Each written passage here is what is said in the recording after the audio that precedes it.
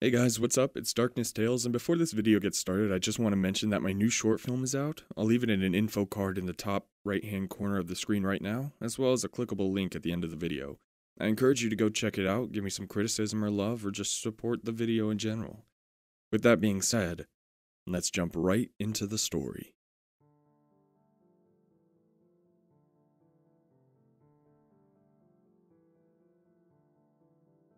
Second Thessalonians 2:11. And for this cause God shall send them strong delusion, that they should believe a lie. I'm Robert Hall, a 20-year-old journalism major at the University of Louisville. Ever since I was a child, I've dreamed of being a writer. I used to carry a pad and pencil everywhere with me to conduct interviews with the neighbors. I used to interview everyone, from older couples bringing home groceries to the parents of the children I was friendly with. I even interviewed the ice cream man a few times, all in the name of a somewhat fictional newspaper of my imagination. This behavior was initially encouraged by everyone around town. Shop owners and the local barber didn't bat an eye at being asked if they had a few minutes to answer some questions. As I got older, the passion for writing never wavered. I wrote myriad of well-received essays and stories all throughout grade school. However, my penchant for scribing left me virtually friendless. I didn't really mind, except for the nights when I found myself the victim of writer's block and had no one to hang out with. I often thought to myself that it was all part of the sacrifice. I'd have plenty of friends when I became a big-shot writer, right? It was an easy choice to make when I got that acceptance letter to Louisville. Being from Kentucky, I didn't really want to leave home yet. Sure, I live on campus, but I could catch a bus home and be there in less than 3 hours. I try to remember that when everything starts to get heavy on my mind. School can be really tiresome. I don't really ever go to the parties or anything like that, so it's nice to know that I can still head home when it gets to be too much. Even without friends to visit back there, I still have my parents if I need to escape school for even a day or two. Don't get me wrong. I'm not super awkward or a social leper or anything like that. I just prefer to spend time in my dorm and writing or reading. In the last month or two, I read Hell's Angels, The Strange and Terrible Saga of the Outlaw Motorcycle Gangs, and it blew my mind. I'm going to be the next Hunter S. Thompson. I just need to find something as extraordinary as he did with the biker gang. I don't know what could match it, but there's got to be something. And I'm gonna find that something if it's the last thing I do. I spent the last few weeks trying to come up with something as gripping and outside the box as an outlaw biker gang, and I think I found something worth writing about. There's an old mental asylum about 75 miles from here, called Eastern State Hospital in Lexington, that I'm gonna contact and see if I can't get something set up. Imagine an article or book about the lives of lunatics and the people who deal with them every day.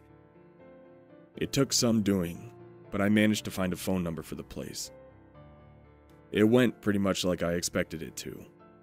They didn't seem overly thrilled by the idea of some kids showing up to conduct interviews, but they also didn't mind as long as they didn't have to pay me. We agreed for me to spend 4 days there over spring break. I can't even put into words how excited I am. This is my big break. I can feel it. I'm gonna write the best damn piece anyone has ever read.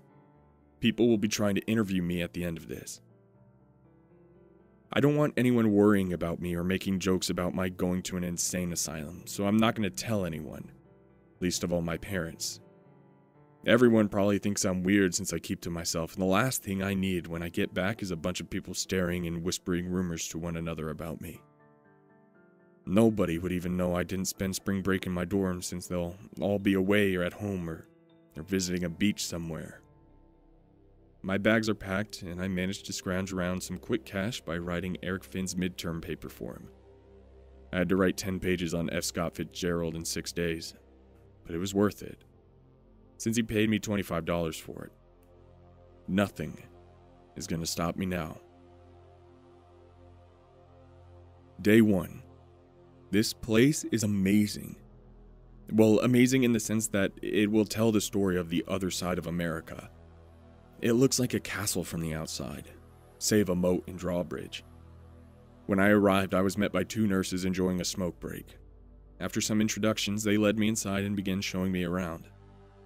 I didn't expect the inside to look so benign.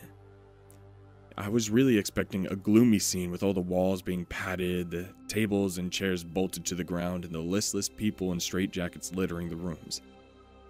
It isn't like that at all. There are folding tables and lots of chairs, none of which are bolted down.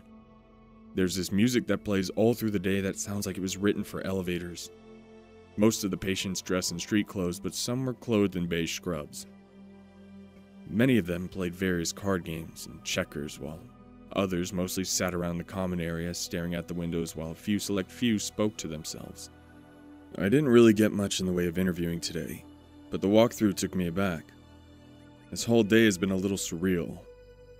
Even now I can hear someone screaming. Day 2. Last night was a bit unnerving. Someone was howling for what must have been hours on end. If they were saying anything, I certainly couldn't make heads or tails of it. It must have been one of the patients having a night terror or something. After all, this is a mental asylum, right? Needless to say, I didn't sleep much. And although being somewhat tired, I'm determined to make the most of this trip because I can always get some rest when I go back to school. I can sleep when I get back to school. I asked a few nurses about what was going on last night in the hopes that they could put my mind at ease for the remainder of my stay. They were apprehensive at first, almost like they didn't want to tell me anything. But when I persisted, they told me one patient has nightmares from time to time, and it was nothing to worry about. I'm not totally convinced, but I'll wait to see what happens tonight before I start pressing the issue. This place seems to run like clockwork. Just like yesterday, the patients were given breakfast and medication at 9 o'clock sharp. Following breakfast is group therapy for about an hour or so. From there, they mostly do what they want with few incidents, until lunchtime at 1 in the afternoon, followed by another round of medication. I'm shocked to report that a great many of the people who end up here do so voluntarily. I'd have figured someone would have to be crazy to want to come to a place like this. What does that say about me? I got to interview the head nurse Tiffany for a good while today. She seems overly nervous answering anything, even of the simplest variety of questions about her time here. I can't tell if she's got something to hide, or if she's just uncomfortable being interviewed. It's almost like she was fearful to say the wrong thing. Aside from the schedule of the day, which I already observed for the most part, she didn't really provide much useful information. However, a few of the maintenance staff told me some stories about attempted escapes and the more bizarre behavior of former and current patients. One man has earned himself the nickname Pulley for his compulsion to pluck the hair from his arms, legs, and even his head all through the day. They even took to shaving his head at one point to keep him from obsessing over it. There's that screaming again. I swear it sounds like someone's being tortured around here. Tomorrow I'm going to press and try to get some answers before I begin interviewing the patients. I'm not going home without something to show for this. Day 3. I'm so tired. The lack of sleep is starting to get to me. I swear it went on all night this time. I barely remember drifting off before being woken by the staff, opening my eyes and seeing the sun was up. I have to press on though. I only have today and tomorrow left to make this work. This whole place seems on edge today. There's a tension in the air coming out of the walls and permeating every nook and cranny of the building. I'm sure I'm not the only one who heard that incessant shouting last night. I can feel it. Nobody wants to talk about it, but I know something is going on here. Something that isn't quite right. I'm gonna sneak out of my room tonight and try to figure this out. They're hiding something in this hospital. There it is again. I had to wait for the night watchman to make his rounds before I left my room. I tracked the hellish wails down a corridor I was told was the maintenance hall where they kept the chemicals and tools needed to keep the place clean. There was a light coming from under the third door on the left, which upon being opened led to a room that I I didn't think looked like it belonged here. There's a large file cabinet and 3 televisions labeled with masking tape along the bottoms. The first screen showed a man sleeping in a bed. The screen is labeled Sleep Room. In the middle of the trio displays a man pacing frantically and hollering without words. He must be the one we've all been hearing. The third is a monitor of an empty room. The file cabinet is marked Ultra-SP1 1368. This doesn't look like the records room at the nurse's station I was shown 2 days ago. So I've opened the cabinet and opened one of the file folders. I can't believe what I'm reading and seeing. The file contains what looks like some kind of medical experiment with notes and pictures attached. They all keep referencing something called Project MK Ultra. These pictures are horrifying. There's an Asian man strapped to a chair with IVs in his arm. What the hell is going on here? I wish I had a camera with me so I could photograph all this. Project MK Ultra, Sub-Project 13.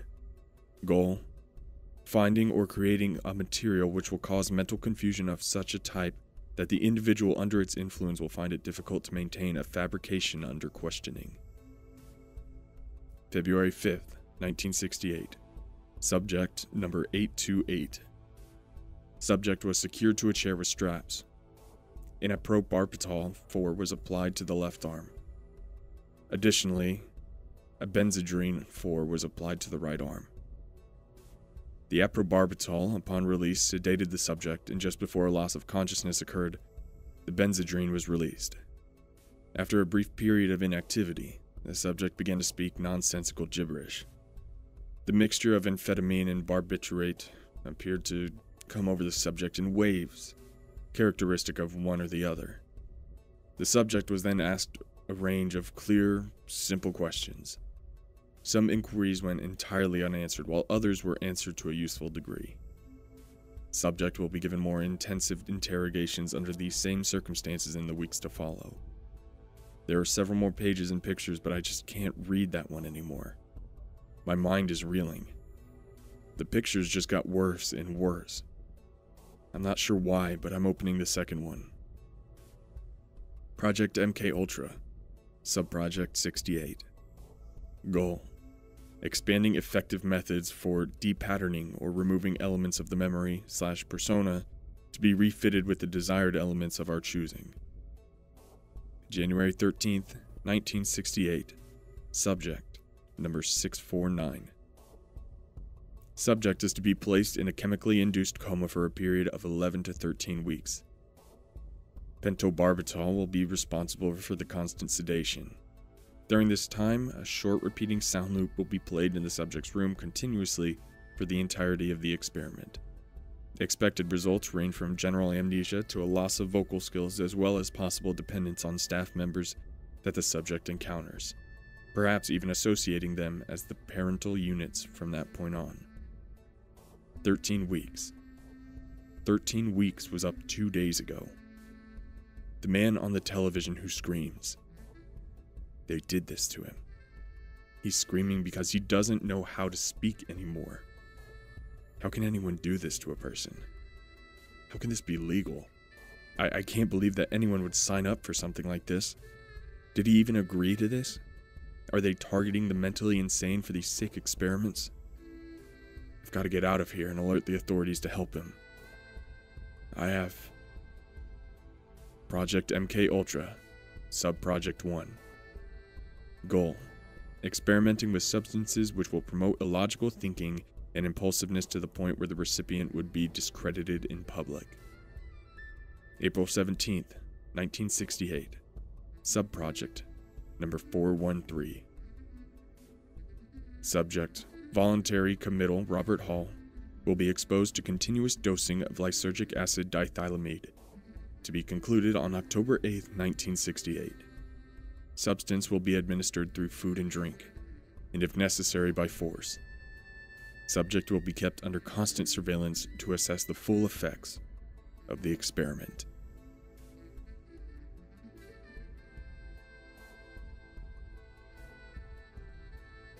Well, ladies and gentlemen, I hope you enjoyed that fantastic creepypasta by Davemeddlehed. If you did, I'm going to leave a link to the story down below, so be sure to give the author some love. If you enjoyed the video, make sure to hit the like button, click subscribe, and the little bell so you can be notified when the next one pops up. Check out my short film in the clickable link on screen. And as always, my Darkness Militia. Have a terrifying evening.